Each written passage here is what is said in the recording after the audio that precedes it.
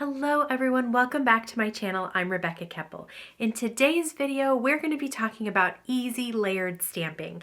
And one of the companies that I think makes some of the easiest layered stamps to use is Sunny Studio. So this video is also part of the Support Small Card Making Businesses playlist, and I'm going to link to that down in the YouTube description box below. I think Sunny Studios makes some of the easiest layered stamps to use because they're just very simple to line up. There's always something in the image that makes it clear where the stamp is supposed to go. But the other reason that I love them is that they make very detailed, realistic looking images. Things that I would never be able to paint or draw on my own. So let me show you some of the products that I'm going to be using today. The first layering stamp that I'm using is the Sunny Studio Captivating Camellias stamp set. I have no idea if I'm pronouncing that right. I really don't know flowers at all.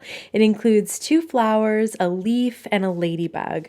Here's the layered basket stamp set, which is a very simple layering stamp that ends up looking so realistic. For embellishment, I bought the Ivory lace pearls.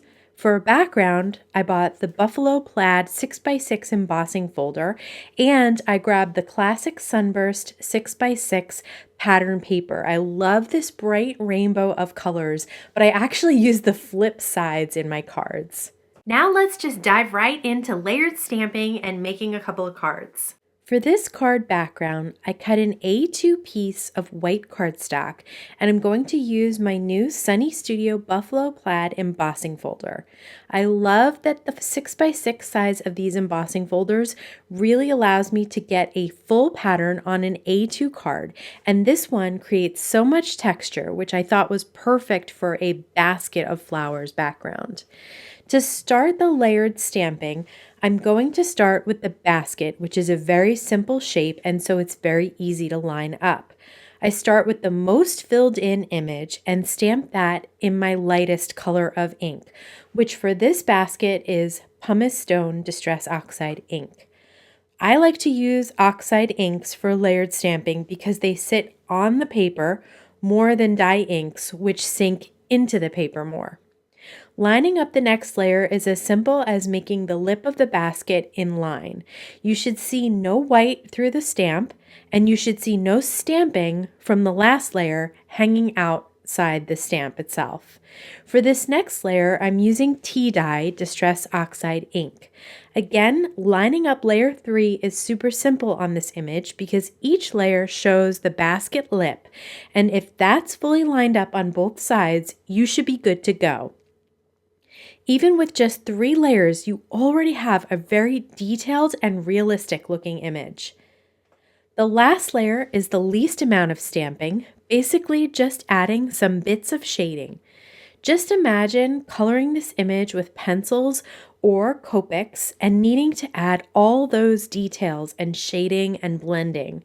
I love being able to achieve the same look with just a few stamps.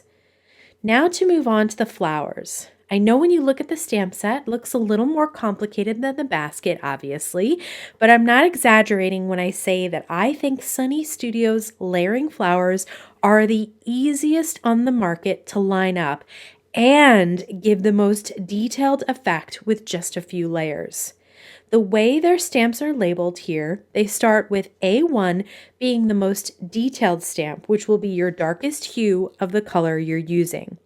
This is opposite of how I normally do layered stamping, but I wanted to try it, so I'm going to do both ways for this card, and we can compare the different looks that result. So here I am also going to stamp 2A, which is a closed flower bud, and 3A, which is the leaf.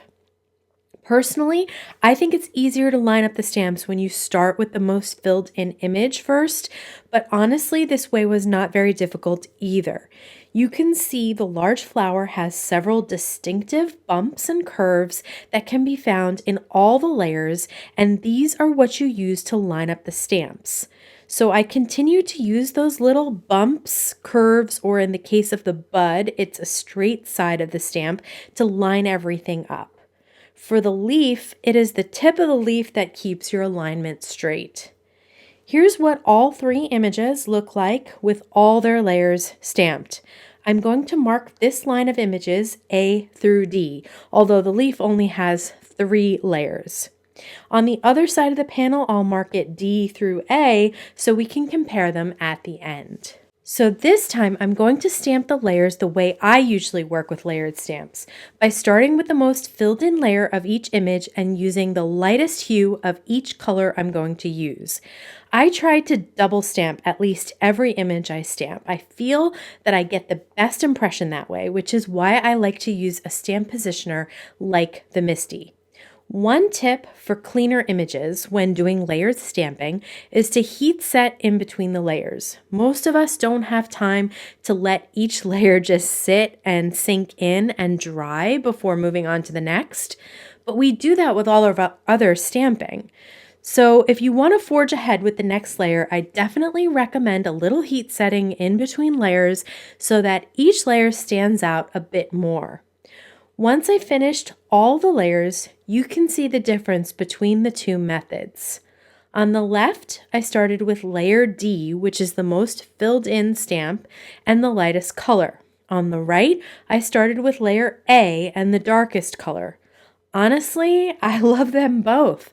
On the left, you can really see each layer, and especially for the blue flower, I really like that look. On the right, since you're stamping on top of the darkest color, you get more blending and a softer overall look. I really like the way the leaf on the right side turned out with that more blended look. But honestly, this is just your personal preference. Try both ways like I did and see what you like best. For the flowers, I used the coordinating dies temporarily adhered with purple tape to cut them all out. For the basket, I used basic fussy cutting, and even for me, someone with no patience for fussy cutting, this was a simple enough shape to cut out. I left a small white border around the basket, just like the flowers have from cutting those out with dies. Now for the really fun part, filling the basket. I like to plan exactly how I want my flowers and leaves to sit in the basket before I start to adhere them down. Once I get an arrangement that I like, I often take a quick photo of it with my phone so that I can easily recreate it. I trimmed down the embossed panel to 4 by 5 1/4, and I'm using tape runner to adhere it to an A2 piece of Sunny Studio pattern paper. The front side of this is that Sunburst that I showed you in the beginning. The back side has this pretty diagonal grid pattern. I decided to pop up all of my images so that they are front and center and all the texture and patterns are in the background. Then I popped up my flowers and I used my phone photo as a guide for placement. I used tape runner for the leaves and I placed a small piece of foam down right on the background so that I could place the bud on top. For the sentiment, I decided to use one from the Sunny Studio Balloon Rides stamp set. Stay tuned because this stamp set will make an appearance in a future video. But for today, I'm just using the Sending Smiles Across the Miles sentiment. I stamped it twice with Gina K amalgam ink along the bottom of white cardstock. I trimmed that down to a sentiment strip and popped it up on a thin piece of foam adhesive. Last but not least, I used Ultra Bond to adhere the Sunny Studio pearls around the bouquet of flowers for shine. I just love the versatility of pearl accents, and I love the way they go with flowers of any color.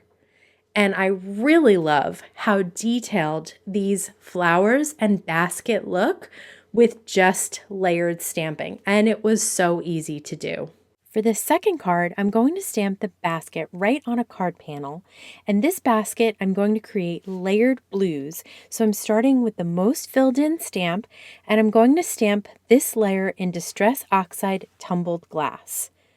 I got a better angle on this card showing exactly how I lined up the second layer over the first, and you can see if there's any white showing through the stamp, that means it's not straight.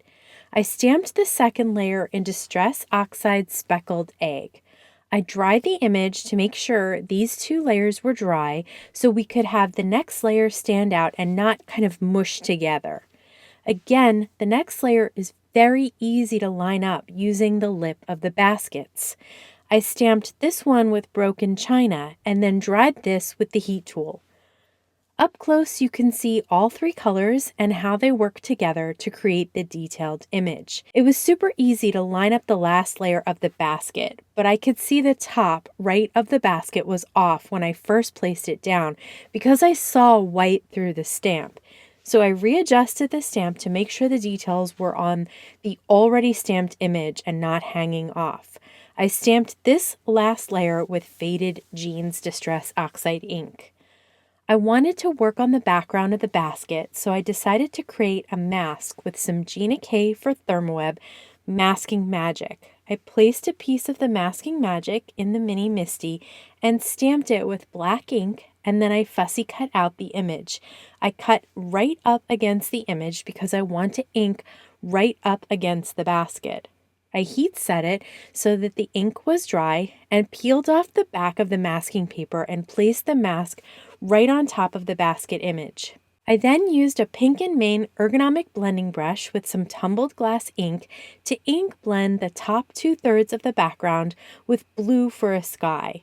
For the bottom, I used another brush with mowed lawn to create a grassy background for the basket. Once everything is blended, I peeled off the mask to reveal the basket. For the flowers, I'm going to stamp pinks for the large flowers and yellows for the buds. I want 2 of each, so I'm going to stamp 1 of each of the first layer, most filled in on the left-hand side of the panel. Then I'm going to flip the panel and stamp again. Once I do that, then I can line up the second layers of both stamps on one side with the next layer, and then all I need to do is flip the cardstock and re-ink the stamps, and they stamp perfectly lined up on the second 2 images. This is a quick and easy way to get multiples of layered stamping done in one sitting. I did the leaves after the flowers because it was tough to get the ink pads in the tight space of inking up the flowers without getting ink on the other stamps. Just be sure you leave yourself enough room between your images so that you can die cut them. I did want 2 leaves as well, so I used the same technique of stamping on one side and then flipping the cardstock to stamp a leaf on the other side too. I really love the way these images come out, and I love how great they look with all different colors. I temporarily adhered the dies with purple tape and ran them through my die cut machine to cut them out. This time, I'm using the Happy Mother's Day stamps from the flower stamp set, and I'm going to line them up right in the sky above the flowers. I'm going to use lots of anti-static powder here, especially because I'm working on an inked background and I don't want the embossing powder sticking everywhere. But I still sweep away the excess piles of powder and then ink up the stamps with Versamark ink. I poured a bunch of white embossing powder on top and used my heat tool to melt the embossing powder. Again, I arranged the flowers and took a photo with my phone. This time, I moved the flowers away but kept the leaves in place, and I'm going to lift a corner of each leaf and add a drop of Ultra Bond liquid glue under the leaf to hold them in place. I brought the 2 flower buds in and did the same method of lifting up the bottom and squeezing some glue underneath. For the large flowers, I placed a circle of the Ultra Bond behind them and placed them where I wanted them.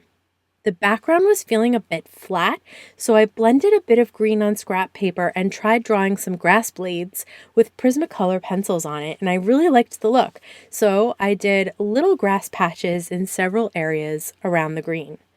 I especially like the bit of depth that they add to the horizon line. But all I'm really doing here is adding a few swipes of pencil lines, starting at the same point and arcing in different directions as I move the pencil upward. To add some texture to the sky, I added some hazy clouds by using the side of the white Prismacolor pencil, just lightly scrubbing it back and forth in a few areas. You can barely see them, but it just adds a little bit of texture. Another reason I like to use Distress Oxides for stamp layering is because they make it easy to fix mistakes. And in fact, I have a whole video about this, and I'll link to it up in the right-hand corner here. I swiped some faded jeans on my mini media mat and dipped a tiny brush in the water and then picked up some ink to fix a tiny spot on the basket where I didn't get the alignment perfect or didn't blend close enough, and so there was a little white space I wanted to fix up. I cut the panel down to 4 by 5.5 and used tape runner to adhere it to a pink piece of Sunny Studio pattern paper. I used the Ultra Bond to adhere some pearls as accents around the flowers, and when that was done, I felt like the design was just too symmetrical. So I stamped and die cut another bud and another full flower and used foam adhesive to pop those up on top, and now I think it looks more natural, like a basket full of flowers.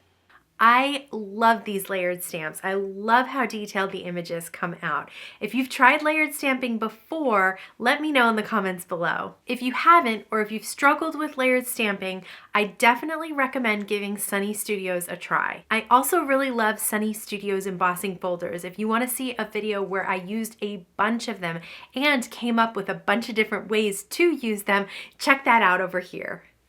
If you enjoyed this video, please give it a thumbs up. Don't forget to subscribe and hit that bell so you can be notified every time I have a new video available. As always, I want to thank you so much for spending time with me today. Please stay safe, stay healthy, and I'll see you again soon.